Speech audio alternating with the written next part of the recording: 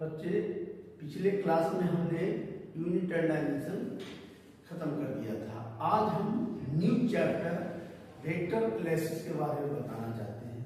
Vector analysis is a part of mathematics और physics का भी पार्ट है। तो कहा जाता है कि फिजिकल क्वांटिटी को दो भागों में बांट दिया गया है, एक वेक्टर, एक स्केलर। तो वेक्टर का मतलब होता है those quantity which have a magnitude as well as direction, जिसमें मैग्नीट्यूड और डायरेक्शन होगा वो वेक्टर क्वांटिटी होगा, और जिसमें ओनली मैग्नीट्यूड होगा that is a scalar quantity होगा। तो लाइन सेगमेंट जो होता है ना, line segment is a suitable representation of vector. कहीं पर भी लाइन सेगमेंट है तो इस suitable representation of vector, but direction जो होना चाहिए इसमें मस्ट। अगर डायरेक्शन दे दिया ओ ए, इसका मतलब कि वेक्टर हो गया। अगर सिर्फ ऐसे दिया हुआ है ओ ए तो डेट इज ए मैग्नीट्यूड हो गया। तो vector is denoted by arrow. तो there is a types of vector होता है। तो वेक्टर में टाइप्स होता है क्या कि जीरो वेक्टर भी होता है जिसकी मैग्नीट्यूड जीरो हो, जिसकी मैग्नीट्यूड जीरो हो that is a zero vector, उसको नल वेक्टर भी कहते हैं। एक होता है इक्वल वेक्टर। देखो टाइप्स ऑफ वेक्टर में इक्वल वेक्टर क्या होता है कि इक्वल वेक्टर ये वेक्टर है और ये वेक्टर है, ये ओए है, ये ओबी है, खुद मैग्नीट्यूड और डायरेक्शन सेम है। जिसका मैग्नीट्यूड और डायरेक्शन सेम होगा that is A equal vector हो गया। लाइक वेक्टर किसको कहते हैं कि लाइक वेक्टर ये वेक्टर है O2 A और इसके नीचे छोटा वेक्टर है तो that is A like vector, माने लाइक वेक्टर है। तो लाइक वेक्टर हो गया। अनलाइक हो गया तो अनलाइक मतलब कि इसकी डायरेक्शन उल्टा हो गया। तो इक्वल वेक्टर उसको कहते हैं whose magnitude and direction is same. Main important होता है यूनिट वेक्टर। तो यूनिट वेक्टर जो होता है तो यूनिट वेक्टर दो vector whose magnitude is unity, जिसकी मैग्नीट्यूड एक होता है that is the unit vector. Unit vector is represented by a caret. Read and a caret. इसको पढ़ते हैं। Unit vector. Unit vector is denoted by a vector mod A है। ये unit vector का फॉर्मूला है। अब देखिए कोई भी मॉड से अगर वेक्टर मॉड है और मॉड से बाहर निकालते हैं तो आप इस पर वेक्टर का साइन नहीं होगा, वेक्टर का साइन नहीं होगा। तो कहेगा यूनिट वेक्टर किसको कहते हैं तो दो वेक्टर हुज मैग्नीट्यूड यूनिटी। अब देखिए अब यहाँ है ये यूनिट वेक्टर का फॉर्मूला है, ये भी बता दीजिए। अब आता है कॉलिनियर वेक्टर। तो कॉलिनियर वेक्टर किसको कहते हैं तो कहना क्या कि कॉलिनियर वेक्टर जो होता है दो vector which is parallel to same line, जो सेम लाइन के पैरेलल होगा that is a collinear vector. तो कॉलिनियर तो इन टर्म्स ऑफ मैथमेटिक्स में हम लोग रिप्रेजेंट कैसे करते हैं कॉलिनियर वेक्टर को। तो देखिए कॉलिनियर वेक्टर को हम रिप्रेजेंट करते हैं कि अगर एक्स और वाई प्लेन है, एक्स वाई प्लेन है, इसमें कॉलिनियर वेक्टर मान लीजिए कोई पी पॉइंट है, ठीक है, तो इसकी जब भी कोऑर्डिनेट होगी तो याद रखिएगा एक्स और वाई होगा। एक्स एक्सिस देखिए हम आपको पहले ही बताया है कि यूनिट वेक्टर दो वेक्टर मैग्नीट्यूड इज यूनिटी। अब ये बताए हैं आपको ऐसे दो वेक्टर उन मैग्नीट्यूड इज यूनिटी। अगर आप मॉड से बाहर निकालिएगा तो इस पर वेक्टर का साइन नहीं होगा। अब यहां से मल्टीप्लाई कर दीजिएगा तो a caret a equal to a। अगर कोई वेक्टर को लिखना है, उसको वेक्टर का साइन नहीं देना है तो उसके आगे यूनिट वेक्टर देना पड़ेगा, उसको आगे यूनिट वेक्टर देना पड़ेगा। तो ये एक तरह का फॉर्मूला हो गया, समझे। अब रही सवाल की एक्स एक्सिस है, इधर हम मान लें कि इसका यूनिट वेक्टर आई, ई हो गया जी, ठीक है। अब पी कोई पॉइंट है तो यहां से दूरी मान लिया आर। तो कहता है कॉलिनियर वेक्टर के बारे में बोलता है क्या, देखिए कॉलिनियर वेक्टर्स, कॉलिनियर वेक्टर बोलता है कि दो vector which is parallel to same line, line पे पैरेलल है, तो इन टर्म्स ऑफ मैथमेटिक्स में हम लोग ऐसे लिखते हैं r equal to x a plus y b, where एक तरह का फॉर्मूला है, where x and y are scalar quantity, scalar quantity है, याद रखिएगा। अब ये हो गया। अब इसका जब भी मॉड लेंगे, इसका जब भी मॉड लेंगे तो एक फॉर्मूला हो जाएगा, मॉड लेंगे तो root under x square plus y square हो जाएगा, ऐसा लिखते हैं। ये हम बता रहे हैं कॉलिनियर वेक्टर में। अब रही सवाल कि ऐसे भी जानते हैं कि अगर P कोई पॉइंट जिसका कोऑर्डिनेट x y है, x y है, तो कि r है, तो ऐसे भी लिखते हैं आप कि r इक्वल टू लिखते हैं x i क्यों लिखे, इधर x एक्सिस है, x क्या है, स्केलर क्वांटिटी है, इधर क्या लिखेंगे तो y z लिखेंगे, फिर मॉड लेंगे तो इस क्या होगा root under x square plus y square. ये सब प्रॉब्लम बनाने में बहुत काम देगा। तो ई कॉलिनियर वेक्टर के टर्म में लिखिए इन टर्म्स ऑफ मैथमेटिक्स, मनी हो गया in terms of mathematics, mathematics के टर्म में ऐसे लिखा जाता है कॉलिनियर। अब रही यूनिट वेक्टर बता दिए। दूसरा आता है कोप्लेनर। तो कोप्लेनर में क्या होता है कि any vector which is parallel to same plane, अभी लाइन था, अभी प्लेन हो जाएगा, any vector which is parallel to same plane, that is a coplanar vector. को इन टर्म्स ऑफ मैथमेटिक्स, अब कोप्लेनर हो गया तो देखिए कोप्लेनर में हम बताते हैं आपको, अभी इस समझिए तो देखिए कोप्लेनर में क्या होगा। तो कोप्लेनर, तो कोप्लेनर में क्या होगा, कोप्लेनर तो इसमें होता है एक्स एक्सिस, वाई एक्सिस और इसमें जेड एक्सिस होगा, जेड एक्सिस होगा।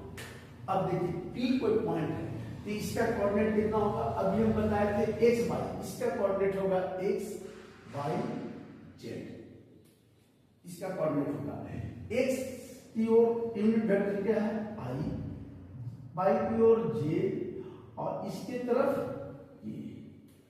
अब रही सवाल की आई जे की, इसका पॉइंट हम बता दिए कि कोप्लेनर वेक्टर तो कहता है क्या मैथमेटिक्स में in terms of mathematics, coplanar vector की any in terms of mathematics any vector r is coplanar with x and y z can be express in this way. Coplanar को ऐसे लिखेंगे x a y b plus z c, where अभी हम बताए थे where x y and z are scalar quantity. अभी हम बताए हैं कि कोप्लेनर किसको कहते हैं, तो कोलिनियर का कंडीशन बता दिए। कोप्लेनर जहां रहेगा तो ऐसा कर दीजिएगा आर इक्वल टू एक्स से plus y b plus z c, coplanar plane है इसलिए x axis y axis z axis है।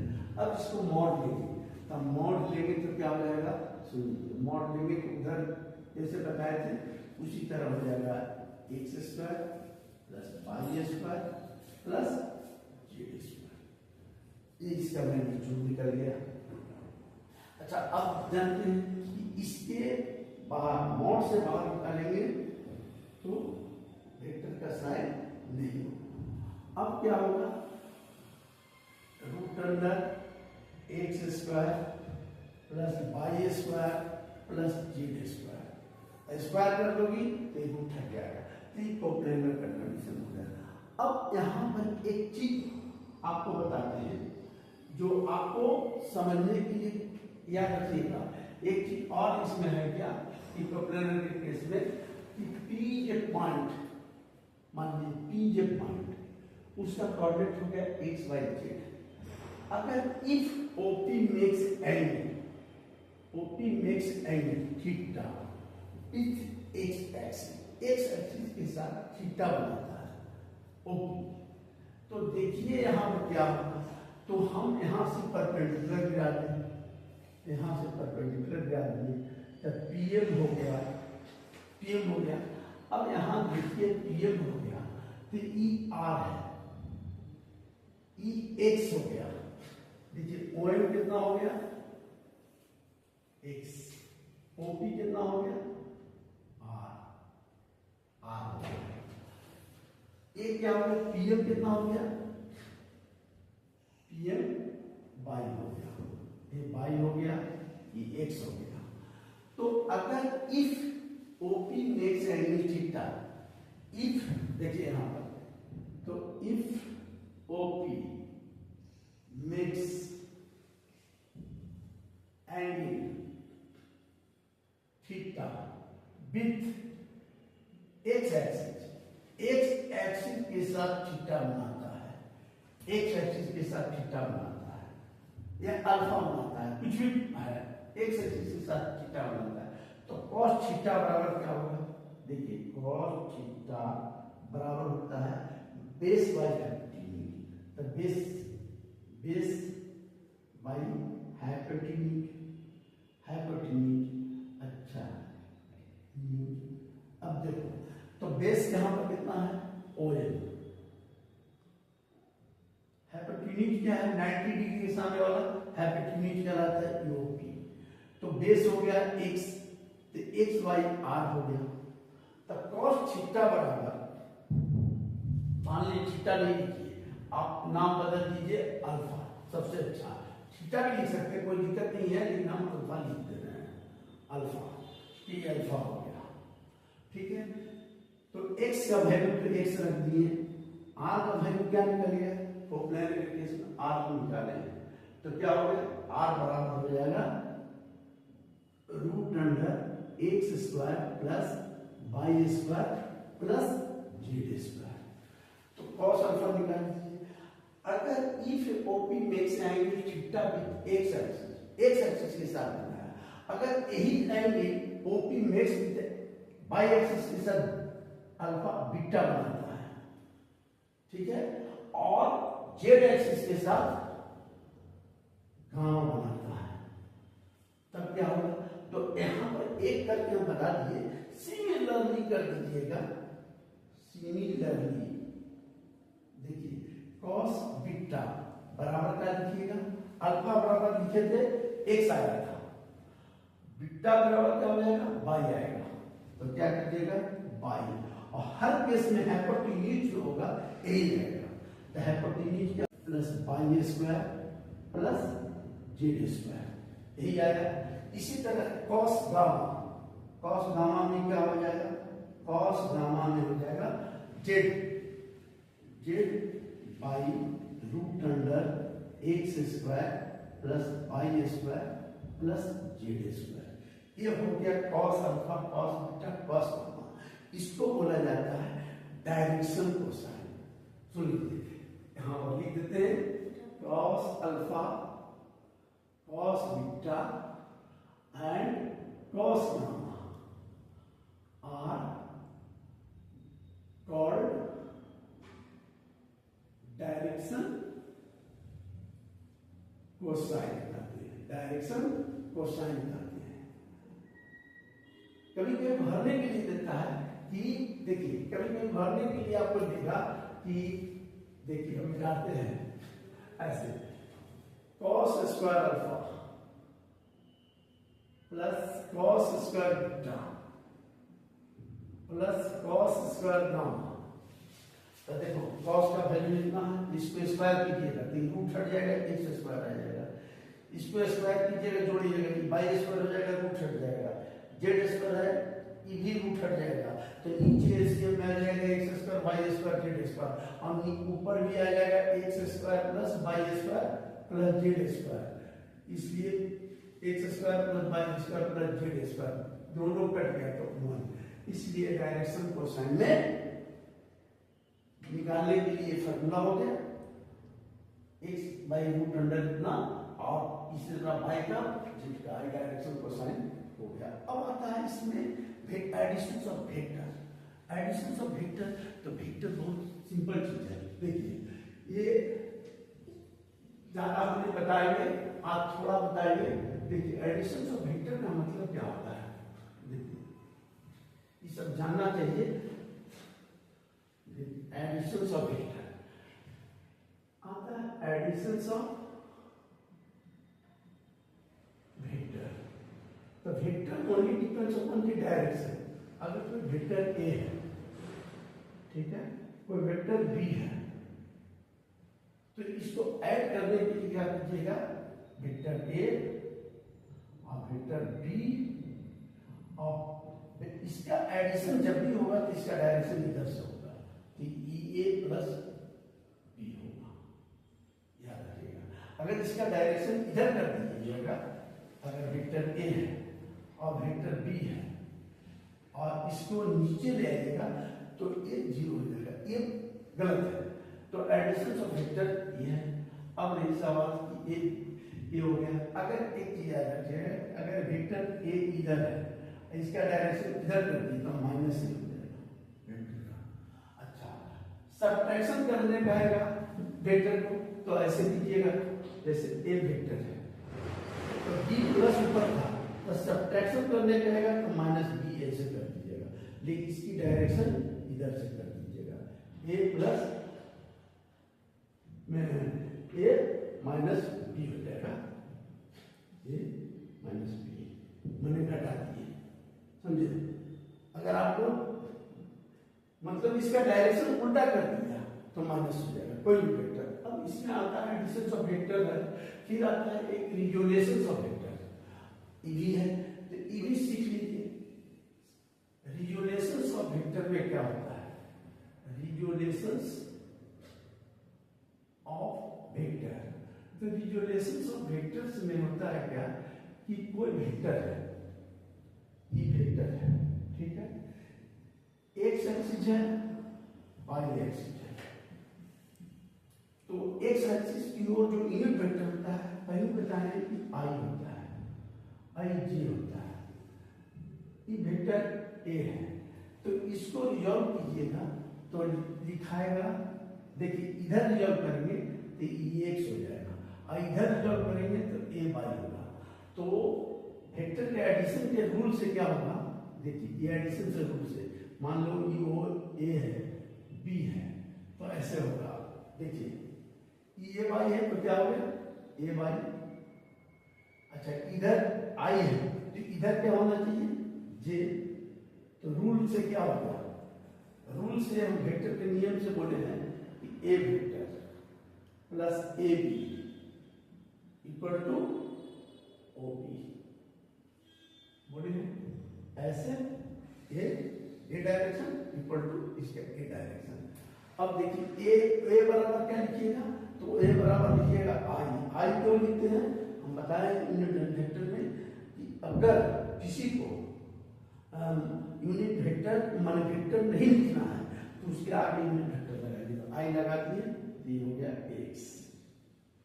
इधर क्या होगा, a b j a y equal to क्या होगा, ओ बी हो गया, ओ बी मॉड ले लोगे, अभी हम बताएं कॉलिनियर मॉड ले लोगे तो क्या हो जाएगा, वो भी है क्या, ए वेक्टर, तो रूट अंडर हो जाएगा एक्स स्क्वायर प्लस ए वाई स्क्वायर, वो भी क्या है अभी बताया ए है, मॉड से बाहर निकालोगे तो ए हो जाएगा, तो रूट अंडर हो गया एक्स स्क्वायर प्लस ए वाई स्क्वायर।